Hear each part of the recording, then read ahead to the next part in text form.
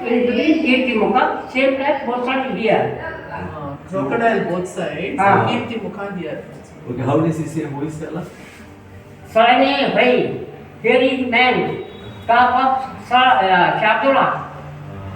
Salani He's got this thing in his hand, you know. He says, Hoysala.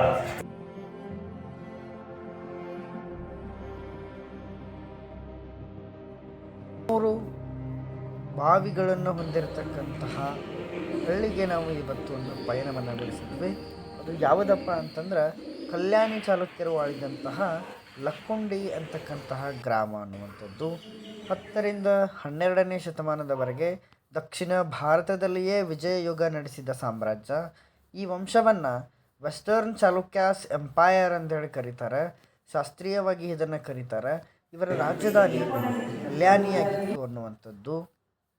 ಹಾಗೂ ಕಲ್ಯಾಣಿ ಚಾಲುಕ್ಯರು ಎಂದು ಕರೆಯಲು ಕಾರಣವೇನೆಂದರೆ ಇವರ ರಾಜಧಾನಿಯೇ ಮೂಲ ಕಾರಣ ಅನ್ನುವಂಥದ್ದು. ಇವರಲ್ಲಿ ಅಗಾಧವಾದಂತಹ ಆಳ್ವಿಕೆಯನ್ನು ನಡೆಸಿದಂಥ ಅನೇಕ ರಾಜರುಗಳಿದ್ದು, ಆಳಿದ ಕಾಲದಲ್ಲಿ ನದಿಗಳು, ಶಿಲ್ಪಕಲೆ, ಸಾಹಿತ್ಯ, ವಾಸ್ತುಶಿಲ್ಪಗಳನ್ನು ಬೆಳೆಸಿರ್ತಾರೆ. ಶಾಸನ ಮತ್ತು ಭಾಷೆ ಮತ್ತು ಧರ್ಮಗಳನ್ನು ನೋಡುವಂಥದ್ದಾದ್ರೆ ಕನ್ನಡ, ಸಂಸ್ಕೃತ ಭಾಷೆಗಳನ್ನು ಬೆಳೆಸಿರ್ತಕ್ಕಂಥದ್ದು ಹಾಗೂ ಬಳಕೆಯಲ್ಲಿ ಇರ್ತಕ್ಕಂಥದ್ದು. ಅದರ ಜೊತೆಗೆ ಜೈನ ಮತ್ತು ಹಿಂದೂ ಧರ್ಮದ ಪರಂಪರೆಯನ್ನು ಉತ್ತೇಜಿಸಿದ್ದರು ಅನ್ನುವಂಥದ್ದನ್ನು ಕಾಣಬಹುದು. ಇದರ ಜೊತೆಗೆ ಲಕ್ಕುಂಡಿ ಇತಿಹಾಸವನ್ನು ನಾವು ನೋಡಿದಾಗ ಇದು ಇಂದಿನ ಗದಗ ಜಿಲ್ಲೆಯಲ್ಲಿ ಬರುತ್ತದೆ ಅನ್ನುವಂಥದ್ದು. ಗದಗದಿಂದ ಜಸ್ಟ್ 1 ಕಿಲೋಮೀಟರ್ ಭಾಗದಲ್ಲಿ ಇದು ನಮಗೆ ದೊರೀತದೆ. 1-2 ಕಿಲೋಮೀಟರ್ ಹೋಗ್ಬಿಟ್ರೆ ಮಧ್ಯಯುಗದಲ್ಲಿ ಇದು ದೊಡ್ಡ ದೇವಾಲಯ, ಕೆರೆ, ಮಳಿಗೆಗಳು, ಸುಂದರ ಪ್ಯಾಲೇಸ್ಗಳ ನಗರಗಳಿಂದ ಬೆಳೆದಿತ್ತು. ಹಾಗೂ ಹಳೆಯ ಕಾಲದಲ್ಲಿ 100 ದೇವಾಲಯಗಳು, 100 ಕೆರೆಗಳಿಗೆ ಹೆಸರಾಗಿದ್ದಂತಹ ಊರು ಈ ಒಂದು ಊರಾಗಿತ್ತು ಅನ್ನುವಂಥದ್ದು. ಕಲ್ಯಾಣಿ ಚಾಲುಕ್ಯರ ವಾಸ್ತುಶಿಲ್ಪ ಬಹಳ ಗಮನಾರ್ಹವಾದಂತಹ ವಾಸ್ತುಶಿಲ್ಪವನ್ನು ಹೊಂದಿದ್ದರು.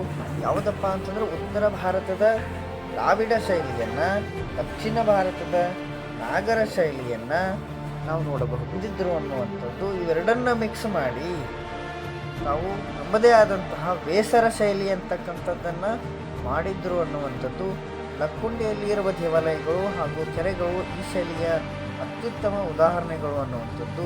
ಇದರ ಜೊತೆಗೆ ಜೈನ ದೇವಾಲಯಗಳು 11ನೇ ಶತಮಾನದಲ್ಲಿ ಅತ್ತಿಮಬ್ಬೆ ಎಂಬ ಮಹಾತ್ಮೆಯು ನಿರ್ಮಿಸಿದ ಜೈನ ದೇವಾಲಯ ಹಾಗೂ ಜೈನ ಕಲ್ಪನೆಯ ಅತ್ಯುತ್ತಮಕ್ಕೆ ಉದಾಹರಣೆಯಾಗಿದೆ ಅನ್ನುವಂಥದ್ದು. ಆಮೇಲೆ ಅದೇ 11ನೇ ಶತಮಾನದಲ್ಲಿ ಶಿವನಿಗೆ ಸಮರ್ಪಿಸಿದ ದೇವಾಲಯ ಹಾಗೂ ಕಲ್ಯಾಣಿ ಚಾಲುಕ್ಯ ಶೈಲಿಯ ಸಂತೆ ಕಟ್ಟಿಗೆ ಇರುವಂತಹ ಸಂತೆಗಳು ಅಥವಾ ಸಂಪ್ರದಾಯ ಒಟ್ಟಿಗೆ ಇರುವಂತಹ ವಿಶಿಷ್ಟ ವಿನ್ಯಾಸವನ್ನು ಮಾಡಿರುವಂಥದ್ದು. ಹಾಗೂ ಲಕ್ಕುಂಡಿಯಲ್ಲಿನ ದೇವಾಲಯಗಳು ಮತ್ತು ಕೆರೆಗಳನ್ನು ನಾವು ನೋಡುತ್ತಾ ಹೋದಾಗ ಸ್ಥಾಪತ್ಯ ಕಲೆ ಹಾಗೂ ಶಿಲ್ಪಕಲೆಯ ಅತ್ಯುತ್ತಮ ಪರಂಪರೆ ಆಗಿದೆ ಅನ್ನುವಂಥದ್ದು.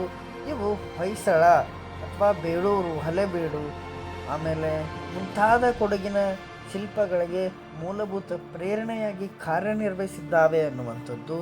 ಇತ್ತೀಚೆಗೆ ಇಲ್ಲಿ ಉತ್ಖನನ ಕಾರ್ಯ ನಡೆಯುತ್ತಿದೆ ಮತ್ತು ಹೊಸ ಪತ್ತೆಗಳು ಚಿಕಿತ್ಸಾರ್ಥಕವಾಗಿ ಹೊರಬಂದು ಬರುವ ಮೂಲಕ